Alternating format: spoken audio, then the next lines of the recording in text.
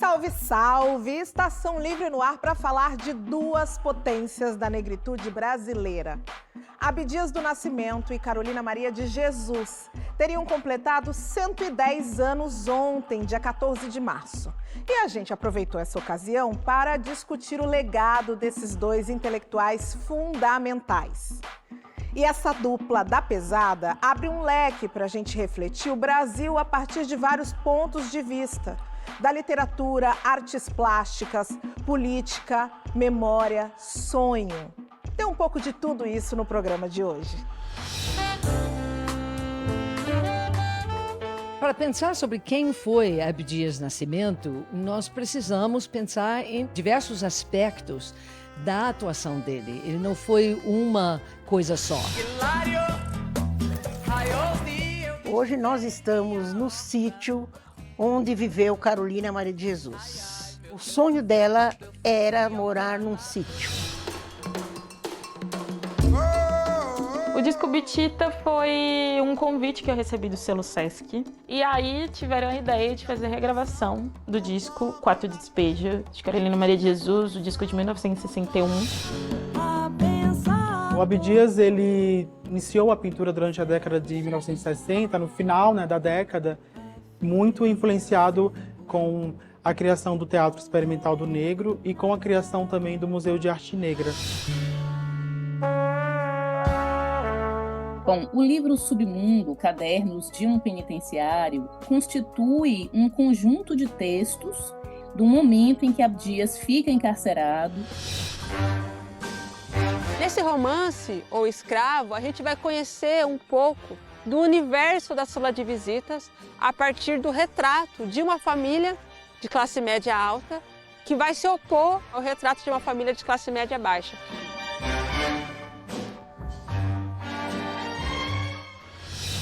E para a gente falar sobre esses dois personagens fundamentais, a gente tem aqui a presença da professora e filha da Carolina Maria de Jesus, Vera Eunice, e o sociólogo Márcio Macedo. Boa noite, Vera.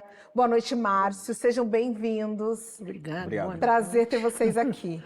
E fundado nos anos 80 pelo próprio Abdias e a sua companheira Elisa Larkin Nascimento, o IPAfro é um instituto dedicado à preservação da obra e, consequentemente, da memória de um dos principais intelectuais de toda a história do Brasil. E a gente fez uma visita à sede da organização e fomos bater um papo com a Elisa sobre o trabalho que tem sido feito por lá.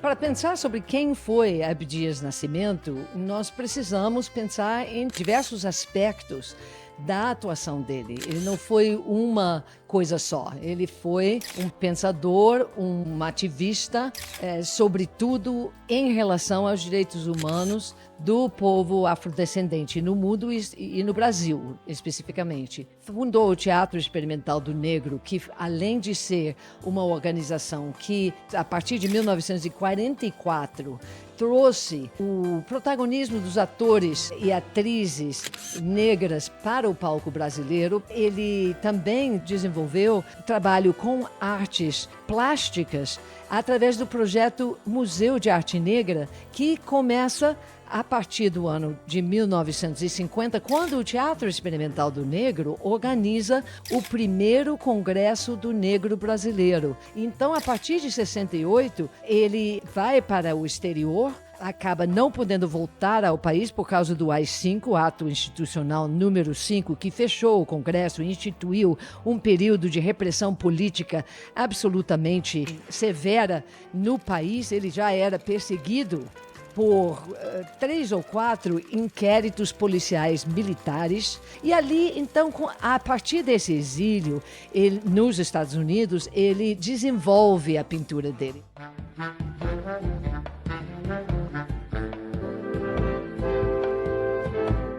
Também assume como deputado federal em 1983, primeiro e único naquele momento deputado negro que leva à frente essa pauta na sua atuação política, e depois senador da República. Ele fez a primeira proposição ao Estado brasileiro das principais políticas públicas de igualdade racial. Em 2003, 20 anos depois, nós temos a política de cotas e também de ensino da história e cultura africana e afro-brasileira como políticas públicas, também a criminalização do racismo como crime qualificado, e também foi ele que fez a primeira proposição do 20 de novembro como feriado nacional, o Dia Nacional da Consciência Negra.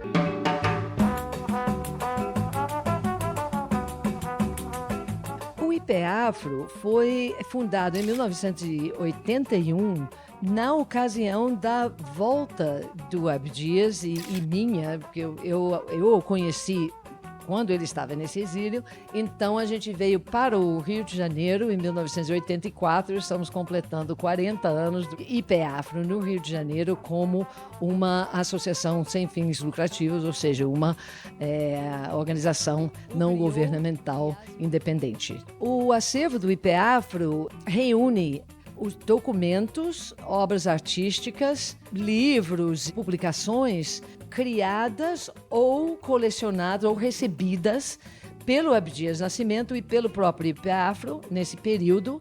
É o conjunto do acervo que é importante, porque é o conjunto que traz um retrato histórico, que traz um registro criativo, cultural, artístico, que é único. Eu acho que esse é o grande valor, a abrangência do acervo documental, que traz um registro dos movimentos negros, inclusive em sua multiplicidade e pluralidade, desde os anos 40 até praticamente hoje. Eu acho que o grande valor desse acervo é por aí, não é em um ou outro item.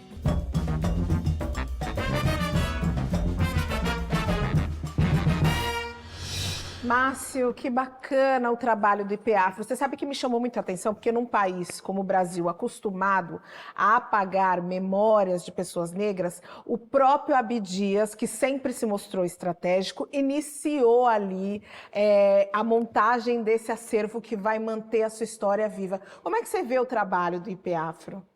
Bom, um trabalho, assim, fenomenal. Assim, é super necessário. E eu queria enfatizar, eu acho que o empenho da Elisa Larkin Nascimento. Porque se tudo isso está acontecendo agora, é muito em função dela. Né? Ela é uma pessoa, né, como viúva, né, do Abdias, preocupada em preservar a memória do Abdias. E o Abdias, né, como homem, né, nós homens... Adorei essa risadinha.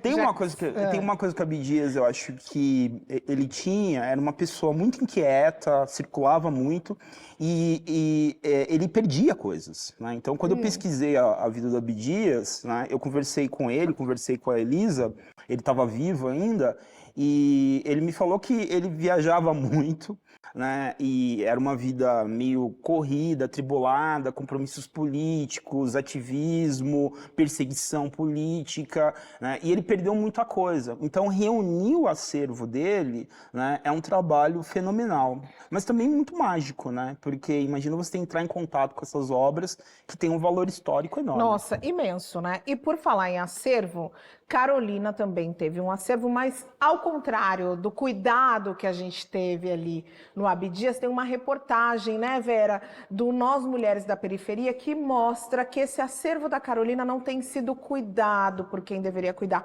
Conta pra gente um pouquinho dessa história. Quando minha mãe faleceu, ela tinha um acervo dentro de uma caixa, né? E aí foi aquela divisão. Né? Meu irmão ficou com alguma coisa, eu resolvi ficar com o acervo.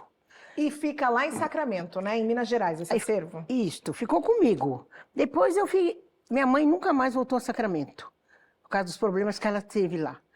Então, eu fui a Sacramento, me trataram muito bem, né? E aí eu falei, puxa vida, ali é o lugar certo onde ela nasceu. E eles falaram, nós vamos preservar. Engano meu. Não preservaram? Não preservaram, e aí ficou muito tempo numa caixa, aí eu queria trazer de volta, aí eles colocaram na cadeia onde ela apanhou.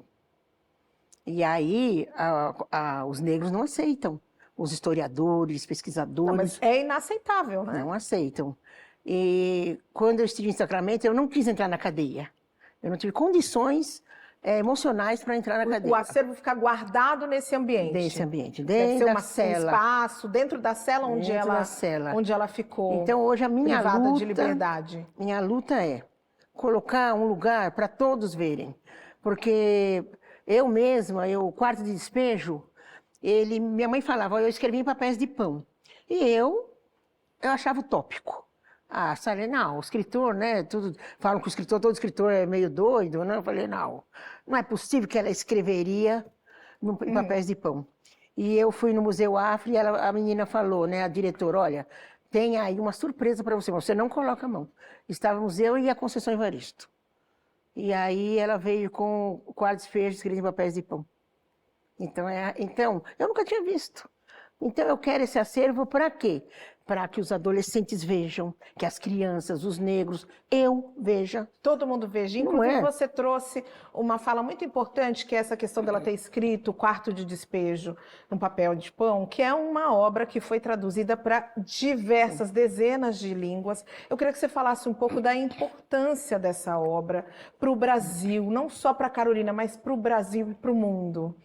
Bom, a importância, né, os negros valorizam demais a Carolina, né? E a importância, porque eu digo, o Quarto de Despejo já foi editado há mais de 60 anos, né? E hoje, se você abrir o livro Quarto de Despejo e ler... Extremamente atual. É extremamente atual. Tudo que Carolina escreveu, então, né? A política, a fome, a violência. Então, é um livro atual. Então, eu acho que vai ser um livro atual. Eu esperava que não fosse. Mas, com certeza, vai por muitos e muitos anos, e não só aqui no Brasil.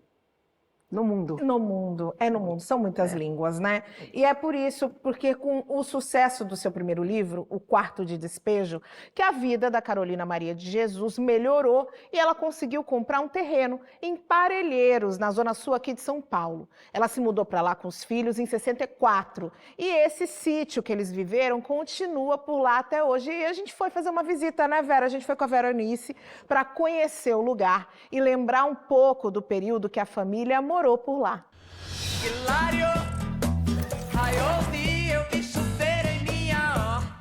Hoje nós estamos no sítio onde viveu Carolina Maria de Jesus. E esse sítio foi uma das aquisições melhores da vida dela, porque o sonho dela era morar num sítio. E aqui eu tenho certeza que ela realizou o sonho. E Parelheiros a acolheu muito, ela foi muito bem acolhida aqui em Parelheiros, tanto pela cidade como pelos vizinhos. Zona Sul, Parelheiros. Todos os dias a gente via ela passando na rua, né? E ela conversava muito com a gente, falava que a gente tinha que estudar, né? E ela já fazia as obras da literatura dela, né? Escrevia tudo, né? A senhora eram amigas? Oh, toda a vida. Ela foi uma das pioneiras em reciclagem, porque tudo ela aproveitava. E sempre na luta, trabalhando, né? Guerreira. Quais são as principais diferenças entre o sítio aqui, a tranquilidade aqui, e a favela onde você morava? Aqui tem muito sossego, muita tranquilidade, os vizinhos bons, tá? Muito bom morar aqui. E a mandioca pra farinha, e o milho pra galinha, e o capim para a vaquinha, e o feijão quem compra gosta. Ela comprou o sítio aqui em 1962. Nós viemos morar aqui em Parelheiros em 64. Eu tinha uns 9 anos. A cama, que era ali no canto, e aqui ficava a penteadeira. E aí, ela escrevia aqui a noite inteira, minha mãe escrevia a noite inteira. Você está escrevendo? Agora eu escrevo. O que você escreve? Tenciono escrever Os Rebeldes. O que vai ser Os Rebeldes? O modo dos moços atualmente, como eles vivem. Você acha a juventude de hoje rebelde? Acho rebelde. E quando nós viemos morar aqui, a minha mãe já estava no ostracismo. Ela estava muito desgostosa. Ela já não recebia mais direitos autorais. Então, nós tínhamos aqui o feijão, porque a gente plantava, minha mãe plantava muito aqui. Mas aqui você não tem terra Não tem uma terra suficiente, não tem. E o que você planta aqui? Milho, feijão. Então nós tínhamos o feijão, mas não tínhamos o arroz. Nós tínhamos não tínhamos açúcar, não tínhamos café, não tínhamos óleo, que ela tinha que comer com óleo, que ela não podia comer com gordura, não tínhamos óleo, não tínhamos sal. E aí a situação foi ficando caótica. Ela foi ficando doente, não tínhamos dinheiro para comprar remédio para ela.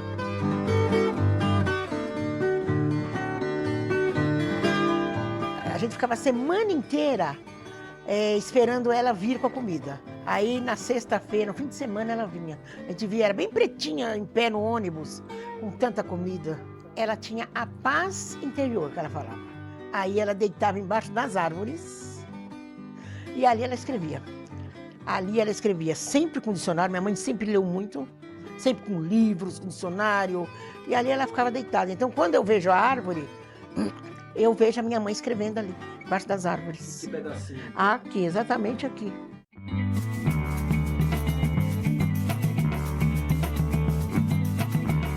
Quando minha mãe faleceu, ela deixou uma carta com uma vizinha aqui, que foi me entregue um dia após a morte do enterro dela. E ela pediu para eu nunca vender o sítio. Parelheiros é um ponto turístico, né? O objetivo deles é deixar um ponto turístico. Tem uma estátua da sua mãe lá? Tem uma estátua lá na praça, bem onde, porque fiz questão de que ficasse na praça. Eu sempre digo, né? Minha mãe não era uma pessoa ambiciosa. Ela não almejava, assim, dinheiro, riquezas. A minha mãe tinha um sonho, ser escritora. E a outra realização dela foi o sítio. Então ela curtiu bastante aqui o sítio. Ela adorou o sítio. E hoje, você é feliz?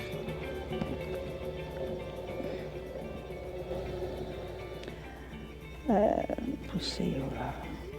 Onde eu possa plantar meus amigos, meus discos e livros e nada mais.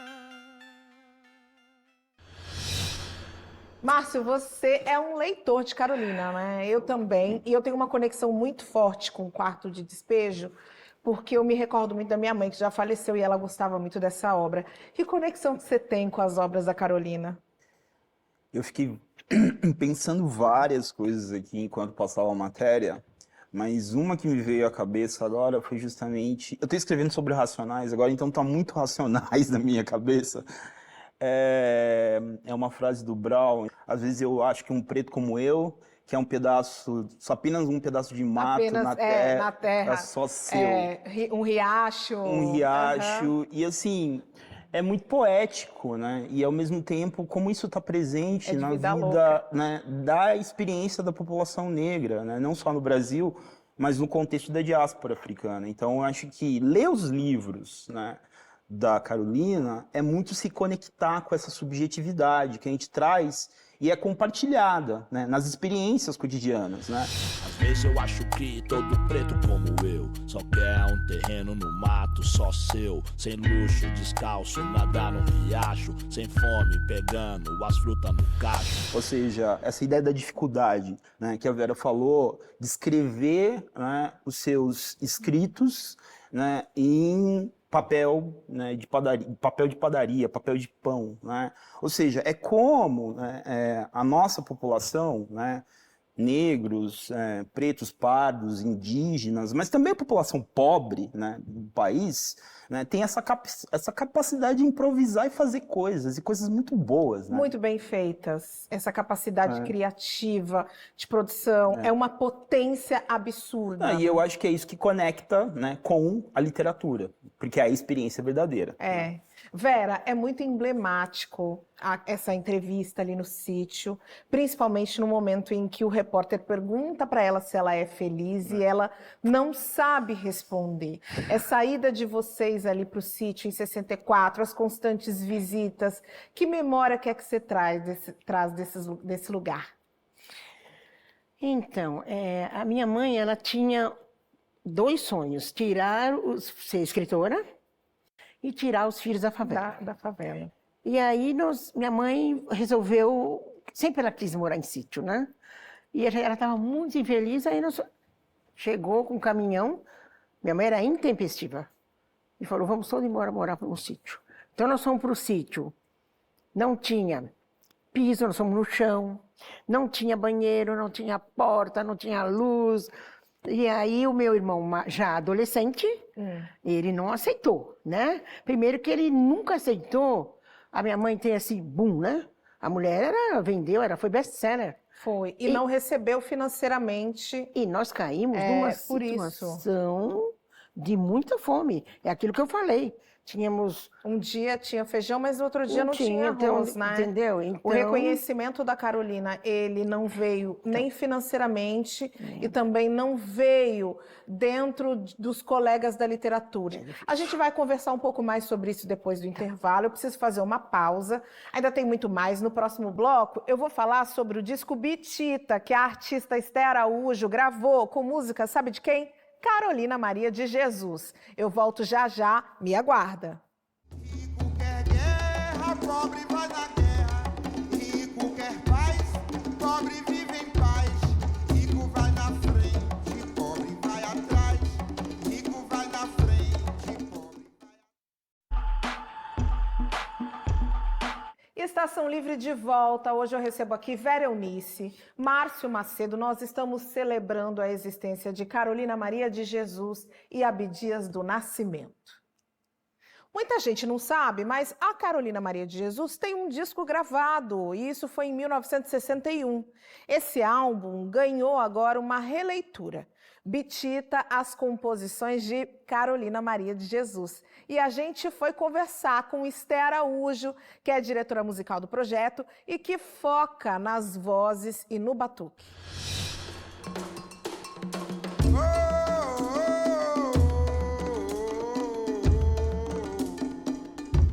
É triste a condição do pobre na terra. É triste a condição do pobre na terra. Pobre vai na guerra, rico quer paz, pobre vive em paz. Rico vai na frente, pobre vai atrás. Rico vai na frente, pobre... O disco Bitita foi um convite que eu recebi do selo Sesc. E aí tiveram a ideia de fazer a regravação do disco Quarto de Despejo, de Carolina Maria de Jesus, o disco de 1961.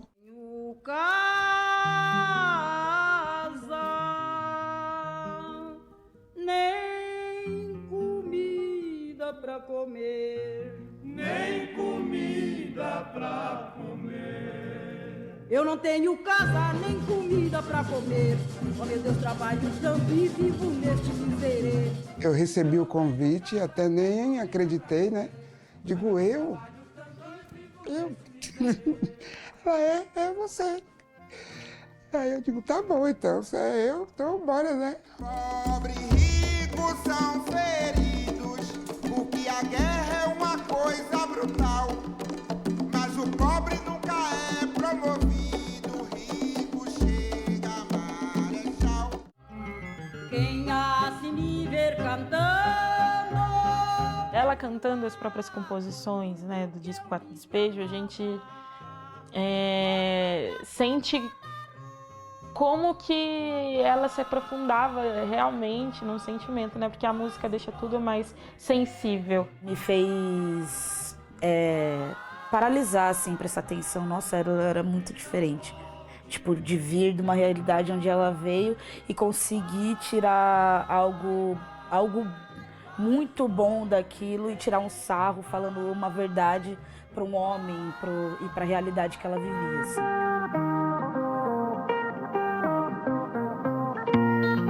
O maior desafio mesmo é refazer esses arranjos, né? Entender o que está sendo dito e colocar a mesma intensidade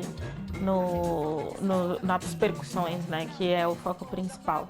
Eles têm toques da cultura popular brasileira, de todas das regiões do Brasil. Então tem maracatu, tem jongo, tem caboclinho, tem coco, tem samba de roda. O nosso tchau, Regravar uma música de um ancestral nossa, eu acho que a gente tem que fazer de tudo, desde que a gente na hora não saiba, mas a gente tem que aprender e fazer. Muita gente não sabia que ela tinha um disco gravado, muita gente não fazia noção que ela cantou ou que ela cantava. A reação de muita gente foi o porquê que a gente não conheceu essa obra, né, musical. Quem escuta a Bitita vai e saber que essa obra foi feita por uma mulher negra, acho que vai sentir forças para fazer qualquer outra coisa na vida. Salve ela, a vedete da favela. Salve ela, oh, salve ela, a vedete da favela. Salve ela, salve ela! Escuta, Vera, me conta, como é que o que você sentiu? Você gostou das releituras das músicas da Carolina? Eu gosto muito do disco, das músicas, né? Do original, você fala lá? Sim, também tá bem semelhante, né? Por quê? Porque ela é a vida da favela. E é lindo o disco. Eu tive a oportunidade de ouvir a versão original com a Carolina, eu gosto bastante. Bom, vamos agora falar de exposição, de arte, porque a exposição Quarto Ato, Quilombismo, Documentos de uma Militância Panafricanista, traça um panorama da vida de Abdias Nascimento, tendo aí como fio condutor Xangô, que é o orixá da justiça e que marcou presença no discurso e nas pinturas desse grande ativista. Abdias Nascimento é um grande nome, com uma trajetória múltipla, uma trajetória marcada aí por muitos anos e que, sem dúvida, é uma pessoa essencial para a gente pensar as questões atuais sobre sociedade, sobre racismo, sobre arte, sobre cultura no Brasil também. O Abdias, ele pintou ali, né, durante a década de... Iniciou a pintura durante a década de 1960, no final, né, da década, muito influenciado por também toda uma trajetória de vida que ele tinha com a criação do Teatro Experimental do Negro e com a criação também do Museu de Arte Negra. Nesse contato com artistas, né, com intelectuais, ele foi muito influenciado a pintar a partir do que ele vinha pesquisando de temas relacionados a questões afro-religiosas no Brasil, aos orixás. E na pintura dele a gente consegue observar, perceber como que esses temas eles estão presentes, né, a partir dessas simbologias, a partir de códigos, dessas ferramentas de orixás.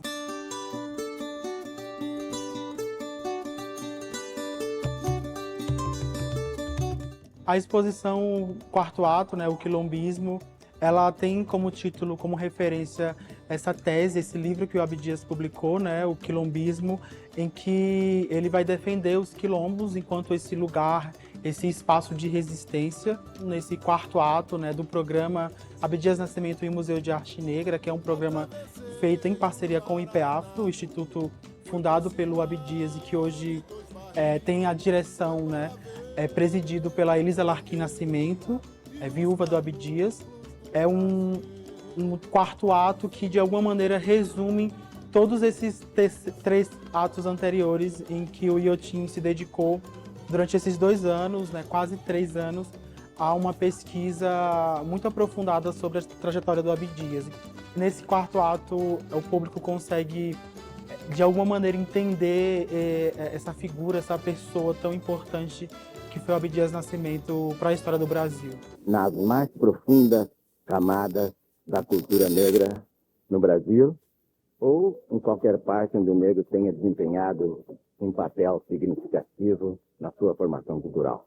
Acho que um dos principais legados que ele deixa é justamente a luta contra o racismo no Brasil, né? Em todos os momentos em que o Abdias se propõe ser um dramaturgo, um ator, se envolvendo com o teatro, ou na criação do Museu de Arte Negra, ou como poeta, ou como político, o cerne, né, a base do pensamento dele era, de fato, uma luta contra o racismo no Brasil. Ele dizia que se a gente não combatesse o racismo no Brasil, né, a sociedade brasileira ela não iria para frente.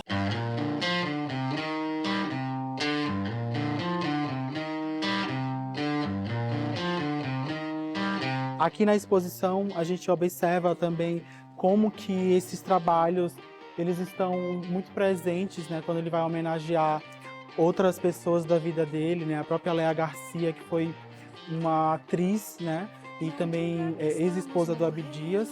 E aqui nessa parede a gente traz um pouco desse momento em que o Abdias está envolvido com o teatro. Mirando um parabelo diz assim. Aqui a gente tem algumas cenas de ensaio, né? Abdias, né? A própria Léa Garcia, algumas cenas de Sortilégio. E é nesse espetáculo que ele vai estar, eu diria que completo, assim, né? Que o Abdias se mostra enquanto um grande dramaturgo no Brasil. A gente pode observar aqui, por exemplo, né? Nessa parede, algumas obras e algumas matérias, reportagens, cartazes da atuação dele, né, das premiações que ele recebeu, da atuação dele política também. A exposição ela conta um pouco desse legado do Abdias Nascimento nesses 8 núcleos. É uma exposição que traz como tema o quilombismo e que de alguma maneira tenta resumir um pouco dessa trajetória do Abdias, que é tão múltipla, tão viva e tão diversa.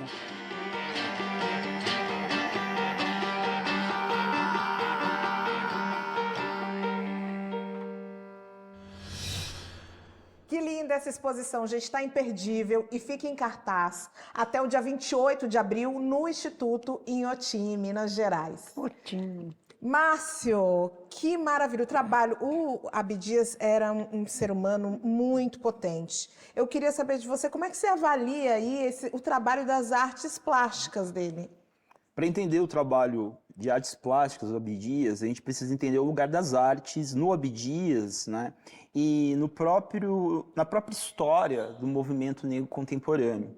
Porque o teatro experimental do negro, nos anos 40, ele marca uma espécie de divisão entre períodos históricos, né, do movimento negro. Então, a gente tem a Frente Negra nos anos 30, que o Abdias participou de algumas atividades, né? Ele saiu de Franca, veio para São Paulo, mais especificamente Osasco, para servir o Exército, e entrou em contato com a Frente Negra Brasileira, que foi a maior organização negra do período. Quando ele foi para o Rio de Janeiro, né, depois de uma viagem, né, pela América do Sul, ele teve essa ideia, né, de montar um teatro negro a partir de uma experiência que ele teve em Lima, né?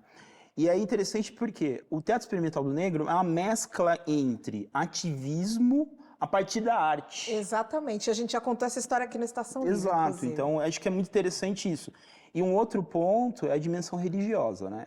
Eu lembro de, quando eu comecei a pesquisar o Abdias, eu tinha uma foto, 2 fotos muito marcantes que explicam isso. Uma foto dos anos 30, o Abdias de terno, gravata, austero, né?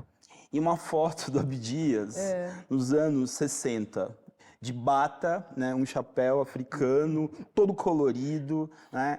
E isso marca para mim essa mudança que também tem a ver, né, com um indivíduo que nasce dentro de uma tradição religiosa, que é o catolicismo, né, e as experiências levam ele a entrar em contato com religiosidade de matriz africana, o candomblé, né? E o Abdias é filho de Xangô, né? Que é o orixá da justiça. Mas Xangô, é o orixá de cima também da baixo. guerra. Exatamente. E aí isso tem uma conexão muito grande também com esse sujeito político que foi o Abdias. Ele sempre foi um ser político, mas tem um momento em que ele ocupa uma cadeira eletiva e que essa presença do Abdias ali faz com que muitas das conquistas da população negra aconteçam. Eu queria que você trouxesse novamente, a gente falou ali rapidamente com a Elisa no começo, vamos falar de novo, porque são conquistas muito importantes e é necessário que a gente traga isso aqui novamente. Eu acho que, enfim, a gente parou no ponto, né, de Xangô ser o orixá da justiça e da guerra. O Abdias era um indivíduo muito, né, imbatível, né, muito briguento, temperamental. Eu tive a oportunidade de conversar com ele por um período curto de tempo, uma tarde, né? Ele era baixinho, né? A gente vê as fotos. E galã, dizem por aí. Passa rapidamente, né, Vera? Rapidamente. E eu acho que assim, ele trouxe uma série de pautas que hoje, né, a gente toma como algo natural no universo da população negra, mas que nos anos 40, assim, era uma revolução. Né? Então, o professor Walter Silvério, da UFSCar, mostra em um trabalho como o Abdias foi o primeiro, né, intelectual e ativista negro a propor políticas de ação afirmativa em 1946. 46, olha só. Né? Então, isso mostra um pouco, né, como que ele já visualizava uma série de questões para a população negra, mas a população brasileira como um todo, né, que tinham a ver com a constituição do país e uma tentativa de democratizar efetivamente o Brasil. Sim, e hoje, apesar de opiniões contrárias, nós estamos aí provando a efetividade das políticas de cotas, de ações afirmativas dentro das universidades brasileiras, né? Exato. É isso aí, esse papo ainda vai seguir muito por aqui. Eu preciso sair um intervalinho rápido, porque eu vou voltar para falar de Abdias e de Carolina. Um dos nossos assuntos no próximo bloco será o livro Submundo, com os relatos de Abdias do Nascimento no período que ele ficou preso no Carandiru. Eu volto já já.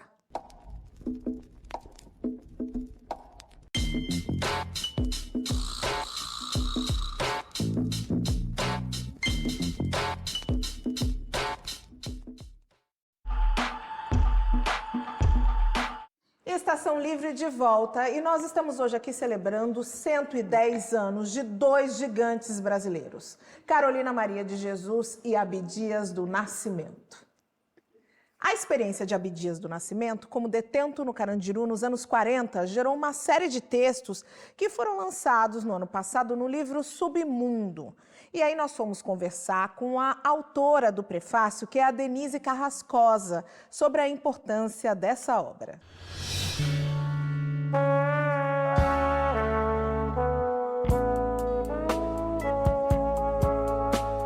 Bom, o livro Submundo, Cadernos de um Penitenciário, do escritor intelectual, ativista, farol Abdias Nascimento, na verdade, constitui um conjunto de textos produzidos a partir de entrevistas, impressões pessoais, memórias, do momento em que Abdias fica encarcerado na Casa de Detenção de São Paulo, que é chamada popularmente de Carandiru, entre os anos de 1943 e 1944. Ou seja, é um trabalho que é etnográfico, jornalístico, mas é um trabalho também poético, memorialístico, porque ele registra de modo bastante belo e crítico as suas impressões e as suas dores daquele processo de encarceramento, daquele espaço. Ele já faz, então, um registro importante, né, desse momento, dessa história do Brasil, dessa história das prisões, da história de como a prisão brasileira constituiu um poderoso maquinário de tortura e violência contra os corpos de pessoas pobres, negras, periféricas. Eles continuam chegando, ou então voltando. É a cena diária das prisões fechadas. Uma rotina que não muda porque a criminalidade não desaparece. Ao contrário, seus índices se agravam entre nós numa relação muito estreita com o processo de urbanização acelerada que estimula migrações, alimentando esperanças que só se concretizam para uma minoria. É importante essa reflexão retrospectiva que nós podemos fazer sobre a história das prisões no Brasil, pensando o sistema penitenciário paulista a partir do nascimento da Casa de Detenção de São Paulo, na década de 20, e como que na década de 40, como consequência do processo de industrialização, pauperização de populações, inclusive migrantes, nordestinas, negras, pobres, o Carandiru se apresenta como solução para a governabilidade, para a territorialização violenta, marginalizante dessas pessoas. O Carandiru, a partir da década de 40, vai vendo um crescimento exponencial dessa população carcerária, que tem como alvo direto a população negra empobrecida, a população nordestina empobrecida, e Abdias está escrevendo da década de 40, entre 43 e 44. Então é exatamente nesse período que o acúmulo das violências contra corpos empobrecidos, marginalizados, negros, começa a se constituir num lugar de invisibilidade. As vozes dos meus companheiros dançavam no espaço, ensaiando a canção dos detentes. Contemplemos os céus estrelados pelas grades da nossa prisão, e o luar, lindos sonhos prateados, vem sorrir a nossa ilusão. Abdias, já um jovem homem negro, um jovem militante ativista, que muito curioso, muito insurgente em relação à situação das pessoas pobres enegrecidas no Brasil, ele já há um filtro, já há um olhar crítico que se dá pelo trabalho poético com a linguagem. Então tem um olhar que agrega arte, filosofia, cultura, uma curiosidade imensa pela cultura negra brasileira aos projetos de resistência e construção de uma efetiva democracia para o país.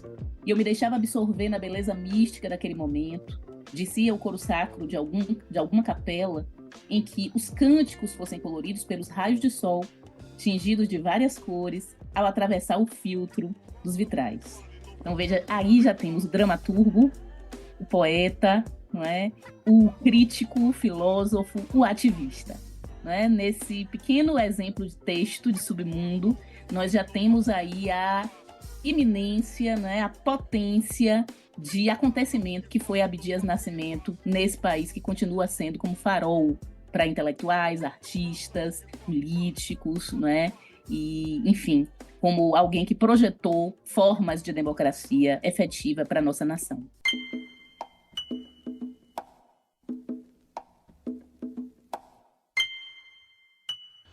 Márcio, o que esses escritos do Abdias, lá dos anos 40, têm a nos dizer sobre a realidade atual do encarceramento no Brasil? Lembrando que nós somos a terceira maior população carcerária do mundo, quase 1 milhão de pessoas privadas de liberdade, em sua maioria negras, né?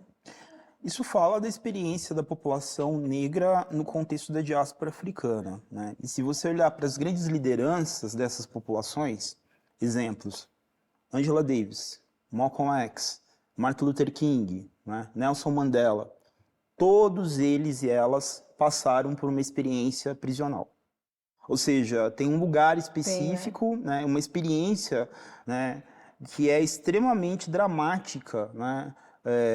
Que molda, né, a nossa forma de olhar para o mundo, né? Então, por exemplo, se a gente pegar um livro como o do James Baldwin, Se a Rua Bill Falasse, é um livro que foi escrito, lindo, né, mas a partir de uma experiência real de alguém que foi condenado injustamente por um crime que não cometeu, negro. Então, eu acho que é esse lugar, né? A prisão, a cadeia, né? Remete à nossa experiência, mas também formas, né, de resistência. Eu acho que é importante falar disso. Como que nós reelaboramos a nossa experiência. Exatamente. Bom, vamos, Vera, remexer o baú da Carolina, porque no baú dela tem obras inéditas de Carolina Maria de Jesus, muita coisa ainda para ser descoberta. E a Companhia das Letras publicou recentemente um romance inédito, O Escravo, escrito por volta ali da década de 60. Essa obra nos leva a refletir sobre dores e sobre amores, mas sem fugir da realidade da época.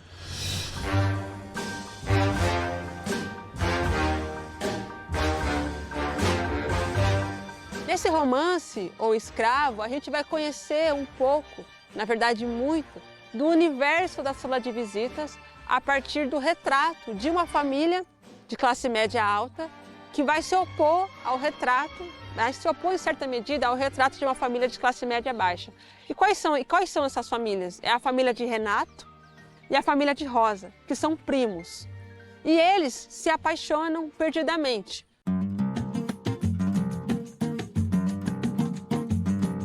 Ao longo do romance, a gente vai acompanhando os encontros e desencontros, os dilemas, as angústias que vão marcar esses dois protagonistas que se apaixonam, mas vão lidando com uma série de barreiras que são colocadas no caminho. Então a Carolina, nesse romance, vai trazendo como o dinheiro, a posse de bens materiais, as aparências vão se sobrepondo aos afetos, ao amor, né? Dentro de um horizonte de uma sociedade que é capitalista. Então, nesse sentido, o romance O Escravo vai muito tratar de uma escravidão que é, sobretudo, emocional, psicológica. Sou feliz. Tenho desejo de relatar porque não sou feliz, mas não posso divulgar o que me cerceia. Não posso citar como é que meus filhos me tratam. Não posso criticá-los. Tenho que receber as suas insistências sem divulgar. Se sou feliz ou não. Fico indecisa, como se estivesse numa encruzilhada. Ao mesmo tempo que ela vai retratando esse drama existencial dessas personagens que têm ideais irrealizáveis, ela vai imprimindo nessas passagens alusões à natureza, ela vai estabelecendo paralelos entre a tristeza de um personagem e uma árvore que cai. É como se a natureza oferecesse as lições que esses personagens ainda não conseguem aprender. Cadê meu celular? Eu vou ligar pro 80, vou entregar teu nome e explicar meu endereço. Aqui. Uma outra coisa que a Carolina traz no romance O Escravo é como as mulheres são escravizadas também pelos papéis de gênero, pelas relações de gênero, muitas vezes idealizando o casamento e tendo que abrir mão dos seus próprios sonhos, como a gente pode ver nesse trecho aqui. Maria Helena dançou, cantou e dançou várias vezes com Raul Amaral. Quando ele disse que era estudante, que pretendia formar-se, ela pôs os olhos no solo. Ele percebeu que havia algo preocupando-lhe. Interrogou-a. O que se passa? Eu disse algo que magoou-te? Mencionaste algo que eu desejei e não consegui. Não fique triste, Helena. Existem várias pessoas que encontram abismos na vida. Se estiver a meu alcance, terei imenso prazer em auxiliar-te. Amou alguém e não foi correspondida? Amei o estudo e não pude estudar. Existem desejos que não medram, mas eu já estou resignada.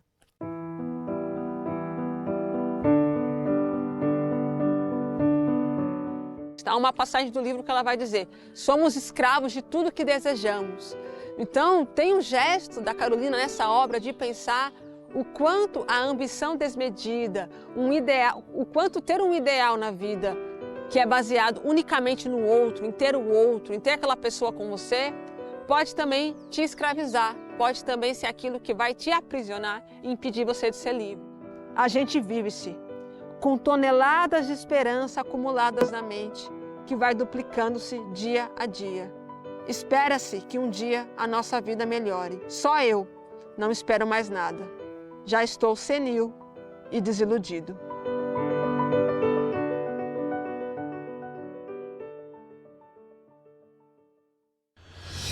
É impressionante a quantidade de escritos, de obras que a Carolina deixou. Agora eu quero spoiler. O que ainda tem para ser lançado? Tem alguma coisa que você possa contar para a gente aí que está vindo por aí? Olha, para ser lançado, né?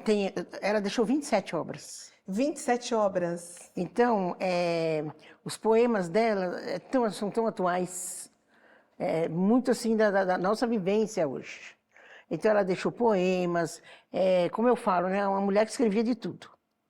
Então, as peças teatrais dela são muito boas, tem mais romances, e tem quadrinhas, tem provérbios, ela escrevia de tudo.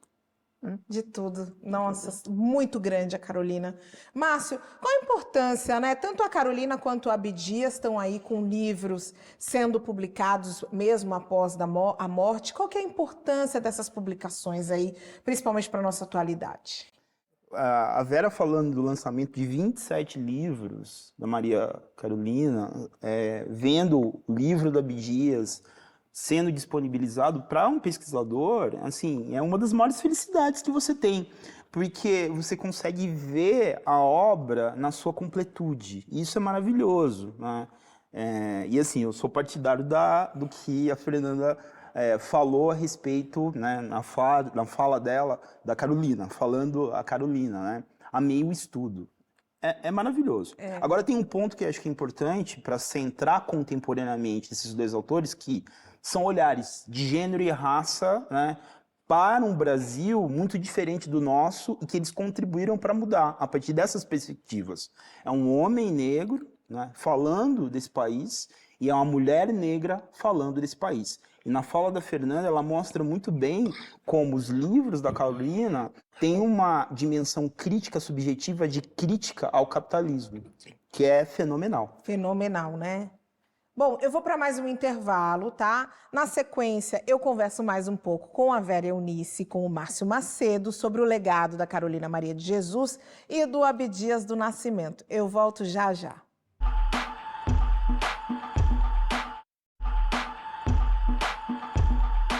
Estação Livre de volta e hoje celebrando 110 anos do nascimento de Carolina Maria de Jesus e Abdias Nascimento, recebendo aqui Vera Eunice e Márcio Macedo. Vera, a gente já está chegando no final aqui do programa. Eu quero saber de você, o que você elege como principal legado que a Carolina deixou, não só para o povo brasileiro, mas para o mundo, porque a Carolina é uma escritora que chegou em vários países do mundo. Sim, ela é conhecida assim, mundialmente, e as mulheres negras na escrita da França, eu tenho feito palestra para elas. Sim. Mulheres negras na escrita nos Estados Unidos, mulheres negras nos Estados Unidos, na Alemanha.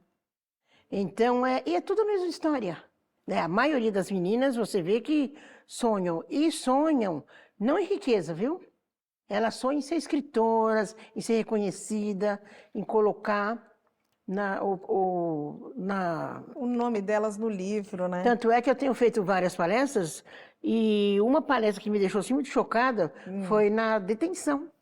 Por quê? Porque eu vi ali que a maioria falando que, através da literatura e da leitura, elas vão tomar um novo rumo na vida. E a gente não duvida. Então, são histórias tristes, mas elas colocaram assim, do jeito que minha mãe escrevia, nada de o português dito correto. Ali elas colocaram o sentimento delas. É o português, como dizia Lélia Gonzalez, né? Pronto. Não é que a gente está errado, a gente tem a nossa forma de falar que conecta várias histórias, inclusive aquelas que vieram lá de África. Márcio, quero fazer a mesma pergunta para você. Queria que você falasse um pouco do legado do Abdias do Nascimento. Uma coisa que me tocou, logo no início do programa, uma fala da Vera, diz respeito ao fato dos escritos da Carolina em Sacramento, né, terem sido levados para a cadeia. Isso é muito forte, né? É um vínculo que a gente vê aqui, né, entre a experiência da Carolina, do Abdias, mas da população negra como um todo, novo, nesse lugar, né, da experiência prisional, do encarceramento. Agora, ao mesmo tempo, eu acho que ela trouxe também uma experiência fenomenal que resume o papel das artes no mundo, né? Ou seja, é pelas artes, né, que as pessoas podem reconstituir a sua subjetividade e se reelaborar, se ressignificar, construir novas trajetórias. A leitura para essas presidiárias, mulheres, né, a leitura e a escrita para a Carolina, né, as obras de arte, as pinturas do Abdias, mas também o ativismo, a experiência da escrita, né? É a partir dessas ferramentas, né, da arte que a gente pode transformar politicamente, socialmente, economicamente, né, o país, por que não o mundo. Eu acho que isso é o que fica para mim. Que perfeito! Márcio, Vera, muito obrigada. Que conversa bacana. Fiquei muito feliz de a gente poder estar aqui celebrando a arte, a construção, a existência desses dois grandes nomes, dois grandes brasileiros que transformaram e têm um papel transformador no nosso país hoje e sempre. O Estação Livre de hoje vai ficar por aqui, mas semana que vem a gente vai falar sobre sonhos. Sim, eu vou trazer aqui para vocês a cantora Tássia Reis. Eu vou trazer reportagens com a bailarina Ingrid Silva, com a cantora Xena França e muito mais. E você já sabe, acesse o Estação Livre no canal da TV Cultura no YouTube ou no aplicativo Cultura Play, para a gente estar sempre pertinho. Semana que vem eu volto.